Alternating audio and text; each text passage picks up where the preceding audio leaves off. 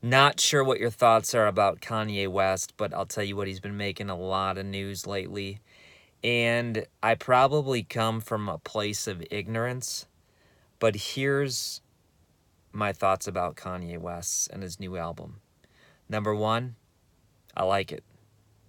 Number two, he's going to make mistakes in the future. Number three, I think this album took a lot of courage. Now, I get it. Some people are saying it's just for marketing and that type of thing. I would encourage them to listen to it because you know what? He's taken, I'm wondering, I'm just wondering what everyone around him is thinking. I know he's taking hits. He's taking massive hits. Now, is he getting more fans? Sure. I've never listened to a song of his before this album, nor do I think, my faith is now stronger because of his music or this type of thing. I just think it's very interesting, the conversation. In the last 2 weeks, actually in the last few months, we've seen major Christian, rock solid leaders of the faith fall. And we've seen celebrities that you think are absolutely far from God have what appears to be a massive spiritual awakening. Now, that shouldn't shock us. Any one of us is one choice away from a massive failure. But what's encouraging to me, as I've listened to the new album many times now, there's no pressure. You know what I'm saying? The faith that I hear in the songs, it's like there's no pressure to do.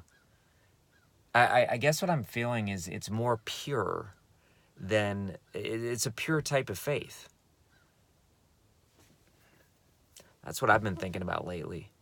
It's a pure type of faith. That's what I'm seeing a lot of places. Just this, forget the religion, forget the rituals, forget the do's and don'ts and shoulds and should nots. Following God just makes sense. You know what I'm saying? That's what I'm feeling more than anything. And it's refreshing. It's exciting. Just to find that pure, raw faith. So these are my thoughts. Who knows, by the time I shoot this video, maybe Kanye West has renounced his faith. You never know. I'm not putting my faith on any human being, nor myself, because I'm going to fall and everyone is going to fall. There's one perfect being. That's not what this is about. What I'm encouraged is that none of us is beyond God's saving grace, nor is any of us moral failure proof. I'll leave you with these words. Faith isn't attained, it's maintained. My dad told me that as a young kid. Faith is not attained. Wisdom is not attained. It's maintained. How could Solomon be the wisest person who ever lived and then make the stupidest decisions?